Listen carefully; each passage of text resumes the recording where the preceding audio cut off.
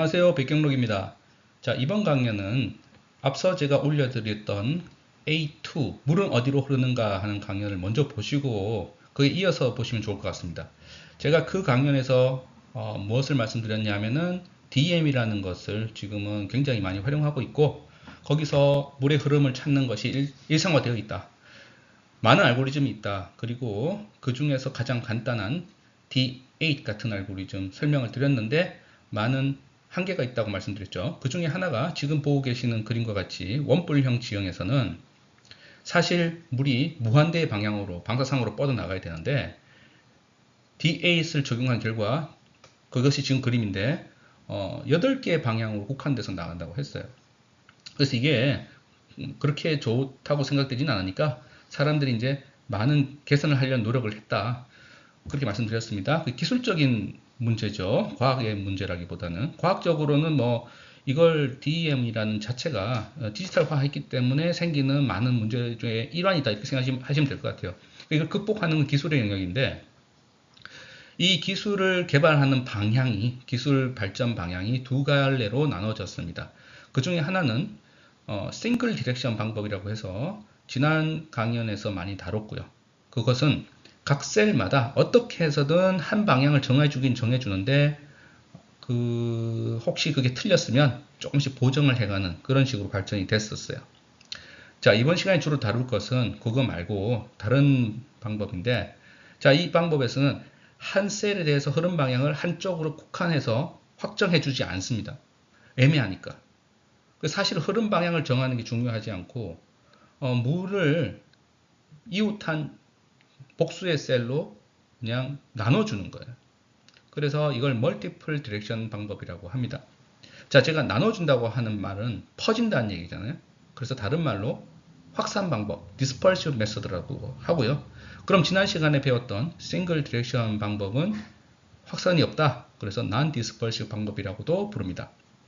그래서 먼저 확산 방법에 대해서 주로 알아보겠습니다.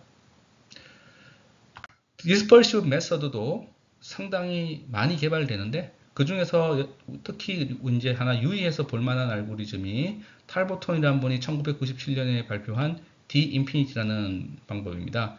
이름 참 잘 지었죠? 자, D8 그 이름이 주위의 8개의 셀 중에 하나로 간다. 이렇게 우리가 다 이해를 하고 있는 것처럼 그럼 D-infinity 그러면 사실 흐를 수 있는 곳은 무한대다. D-infinity다. 그렇게 생각하면 직관적이잖아요. 자, 그런데 오해는 하시면 안 되는데 여기서 D-infinity라고 하면 그럼 무한대 방향 중에 하나를 특정해 주느냐? 그건 아닙니다. 이거는 이제 퍼트리는 알고리즘이에요. 자, 이걸 어떻게 간단하게 설명하기 위해서 제가 지난 시간에 보여드렸던 것과 마찬가지로 3 곱하기 3 행렬의 간단한 DM을 가져왔습니다.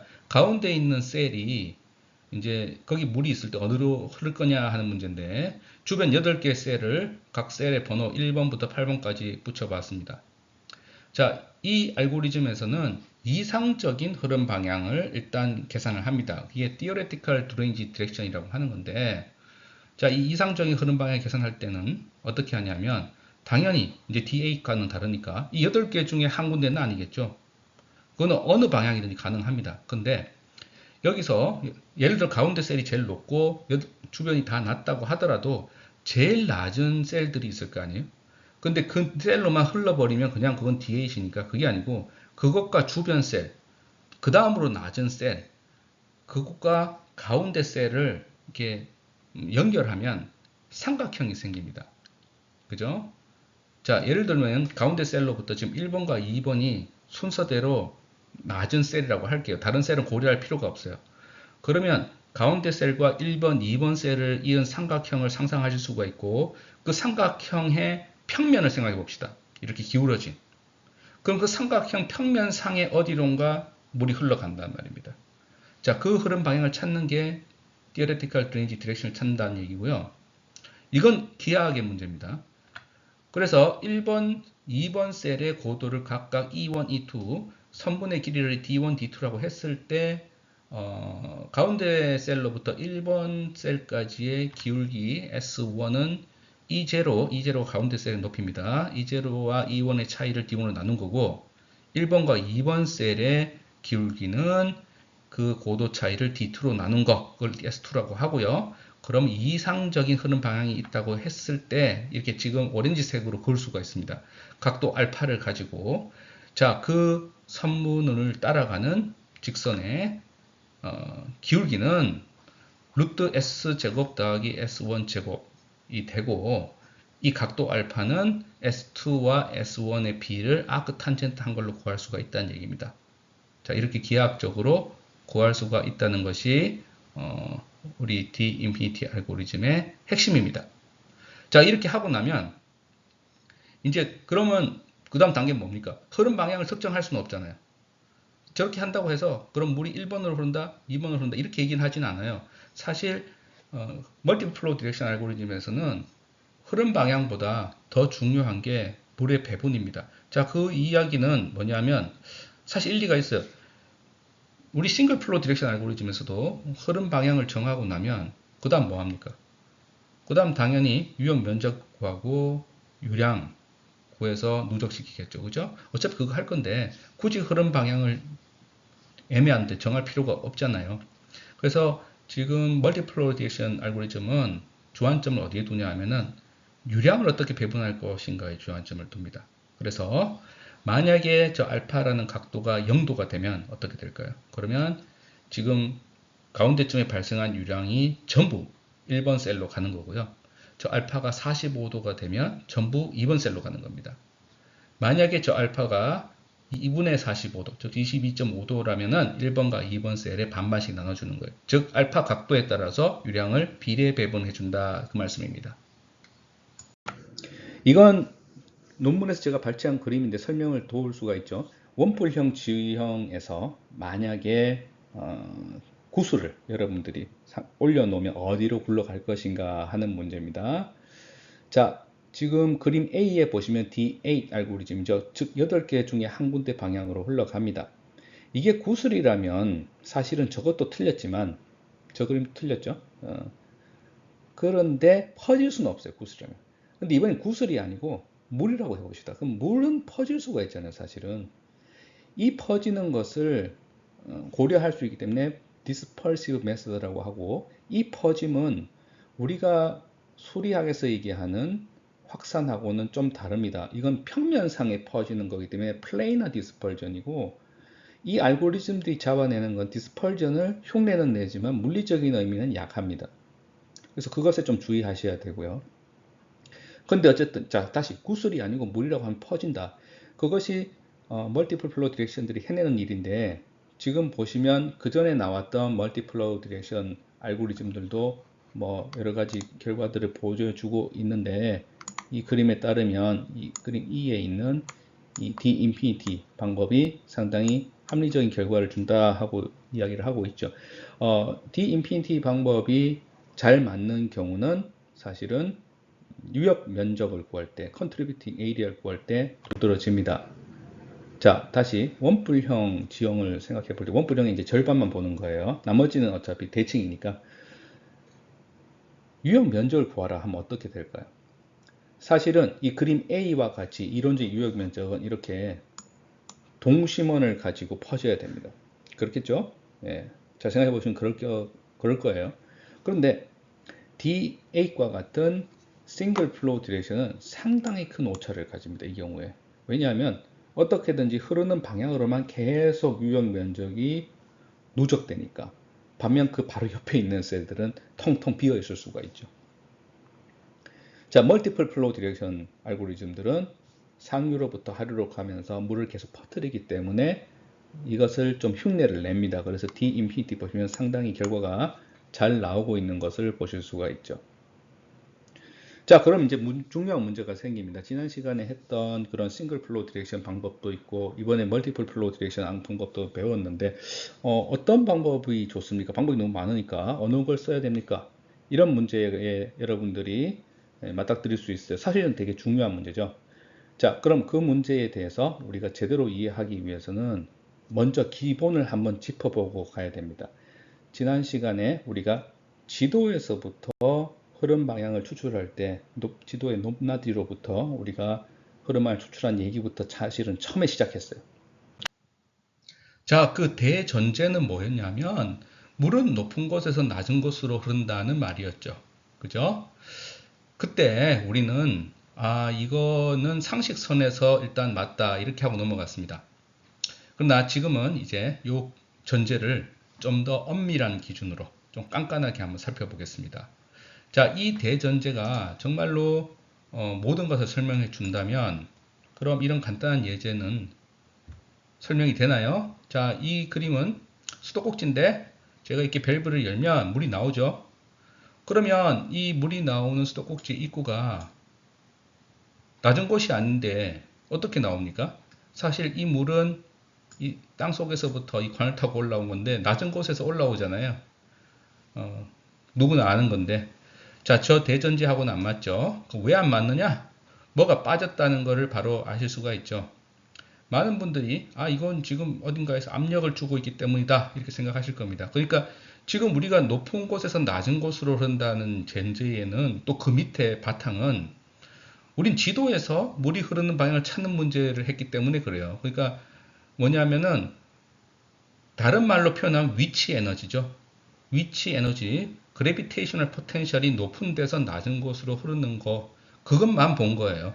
근데 사실 물은 그것 말고 다른 것에도 영향을 받는 거죠. 지금 보시는 것과 같은 압력.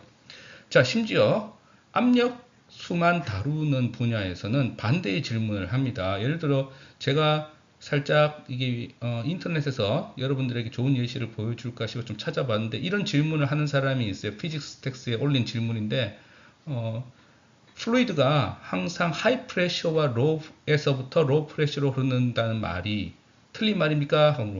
자, 우리가 높은 곳에 낮은 곳으로 흐른다는 말하고 비슷한데 위치 대신에 프레셔로 바뀐 거죠. 그죠? 자, 저분들은 위치는 관심이 없어요. 압력. 그러니까 압력수만 다룬다면 예를 들면 관망의 네트워크라든지 사람 몸의 혈관도 마찬가지입니다. 높은 곳에서 낮은 곳. 근데 나는 그렇게 이해하고 있었는데 그렇지 않은 경우도 있습니까? 그렇지 않은 경우도 있죠. 우리가 지금 좋은 예를 보여드리고 있는데 위치가 높은 곳은 낮은 곳으로 흐르잖아요. 그러면 지금 당연히 프레셔도 중요하다는 얘기를 할 수 있게 되죠. 그죠? 그리고 그거 말고 또 하나 중요한 게 있습니다. 뭐냐 하면은 결국은 운동 에너지. 운동 에너지는 여러분들 물리 시간에 고등학교 때부터 배운 것처럼 속도의 제곱에 비례하니까 결국은 그래비테이셔널 포텐셜, 위치 에너지, 압력, 키네틱 에너지가 전부 다 중요하다. 다 중요합니다. 자, 이게 일반적인 전제인데 그럼 왜 우리는 물은 높은 곳은 낮은 곳으로 흐른다고 하고 지도에서 추출할 때는 그냥 이 중에서 하나만 봅니까? 자, 그게는 가정이 있어요. 가정이 일단 프레셔는 별로 중요하지 않다고 생각한 겁니다. 자, 왜냐하면은 지표수 흐름은 개수로 흐름이고 대기압에 노출이 돼 있으니까 약간 차이가 있을 수는 있는데 사실은 대기압은 똑같다고 본 거죠. 수표면 기준으로. 예, 수표면 기준으로 그렇습니다. 자, 그러면 키네틱 에너지는 어떻습니까? 물론 이 경우는 유역에서 지역에 따라 유속의 차이가 조금 날 수 있습니다. 사실은 이것도 꽤 중요한 이야기이기 때문에 제가 다음에 한번 강의를 준비하려고 하긴 해요. 근데 이 주제에 있어서는 그 유속 차이가 가져오는 운동 에너지의 차이가 위치 에너지의 차이를 극복할 만큼 그래서 흐름 방향을 뒤집을 만큼 큰 경우는 별로 없기 때문에 그래요. 그래서 여러분들이 이 세 개의 합, 우리는 보통 유체역학 학부 시간에 이 세 개를 에너지로 표현하고 그 에너지를 길이 단위로 환산해서 수도라는 표현을 썼는데 그 세 개의 합이 이제 전수도가 되죠. 그죠?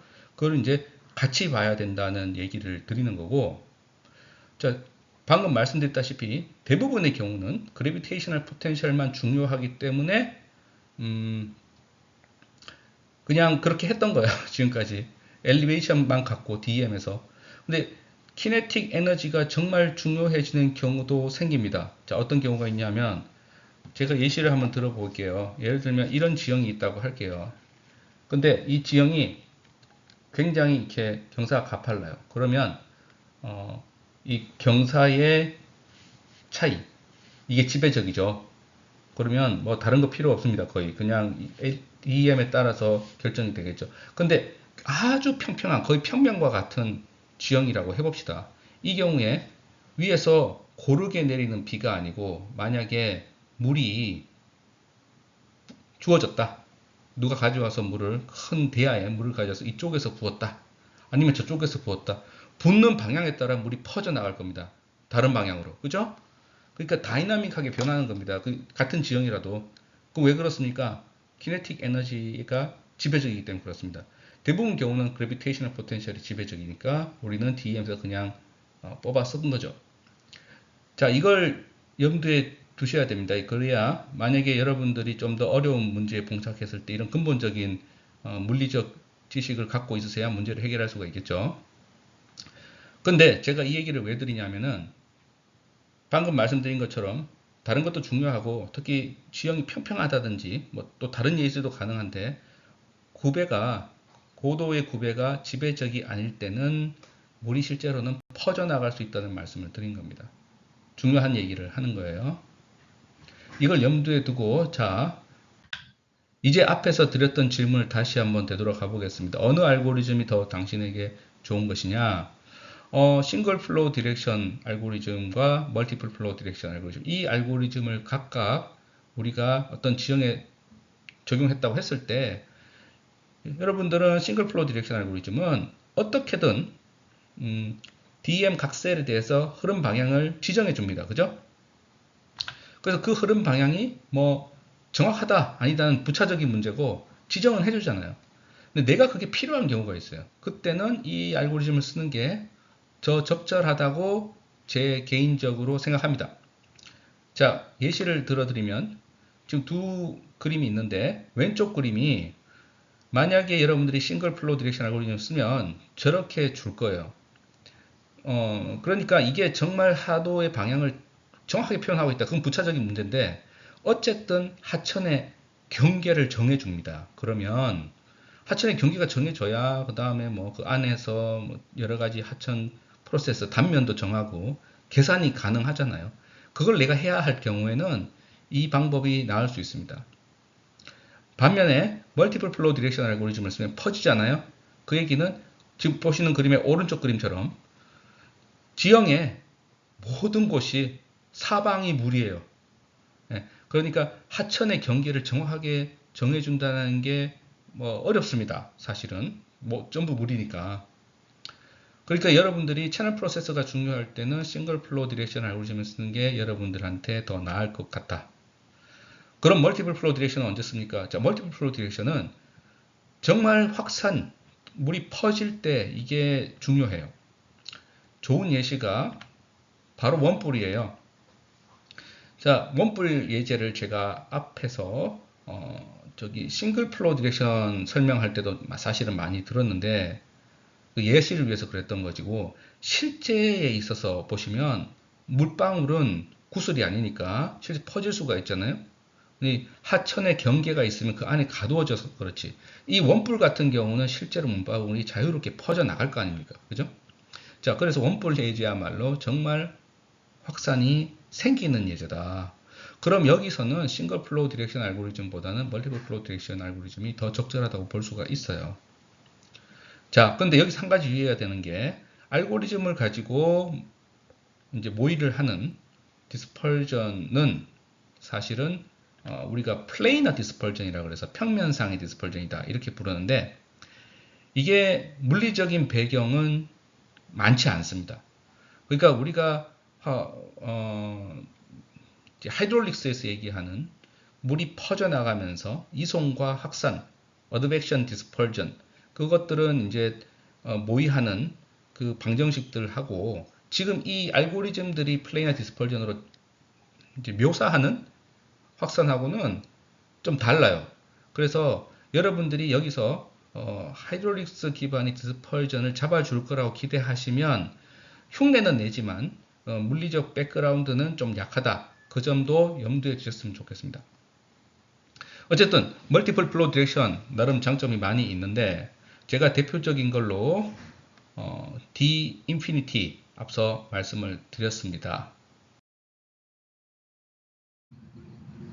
자, 그 이후에도 멀티플 플로우 디렉션 방법들이 계속해서 발전이 되고 있는데요. 한 두 가지만 소개를 간단히 해드리겠습니다.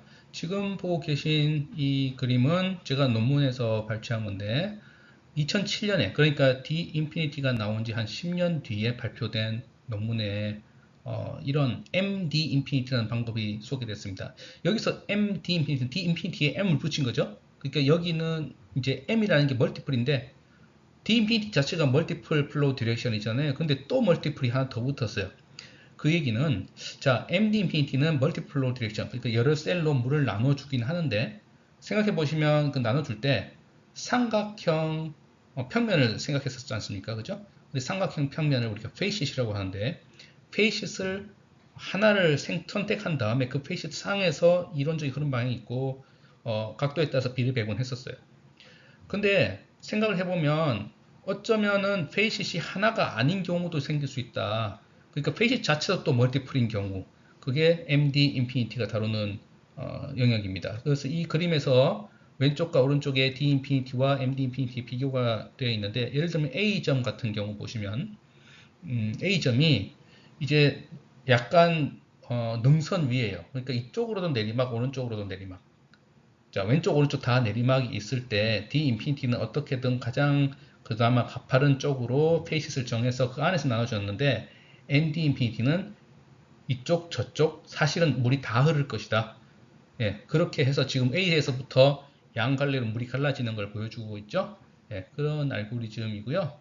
당연히 조금 더 현실적이라고 볼 수는 있는데 그만큼 계산 시간이라든가 이런 것은 많이 소요가 됩니다.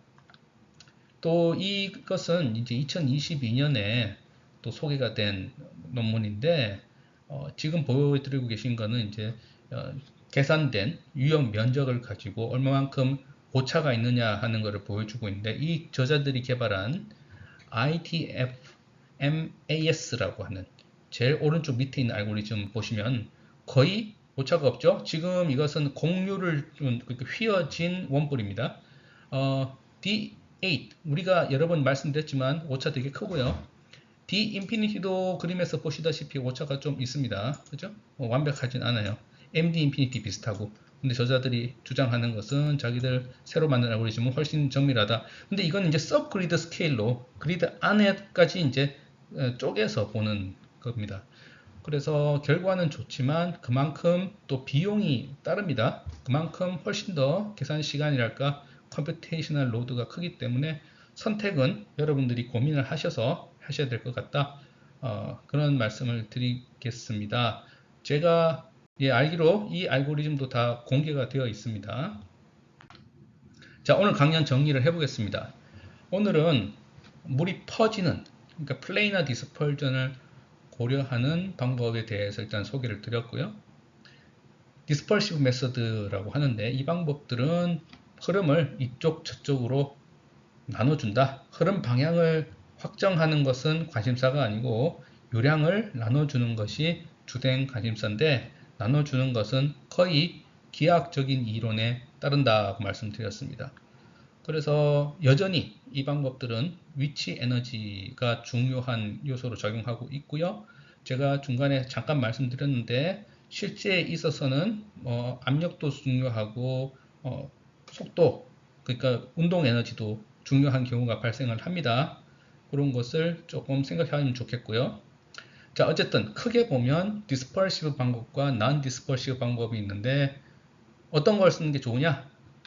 만약에 여러분들이 다루는 문제가 이게 조금 정확하든 안 정확하든 어쨌든 하천 구간을 확정해야 되는 문제다. 그러면 비확산형 방법이 나을 것 같습니다.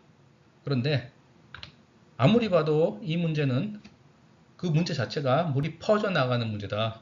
그럴 경우에는 확산형 방법이 좀 더 낫다고 생각이 됩니다. 그러나 이 경우에도 단점이 여기서 말씀드리는 확선은 플레이너 디스펄전인데 물리적인 확선하고는 약간의 차이가 있다는 그런 단점을 염두에 두시고 비확산형 방법으로 또 단점이 있다고 말씀드렸습니다. 아까 흐름 방향을 확정은 할 수 있지만 대신 그것이 얼마나 정확한지는 모르는 거다 말씀을 드렸습니다. 그래서 이건 전부 다 기술적인 문제고 근본적인 과학은 다시 강조드립니다만 우리가 지형을 디지털화 하면서 생긴 근본적인 문제이기 때문에 쉽지 않다 그 말씀을 드리면서 오늘 강연 여기서 마치도록 하겠습니다. 감사합니다.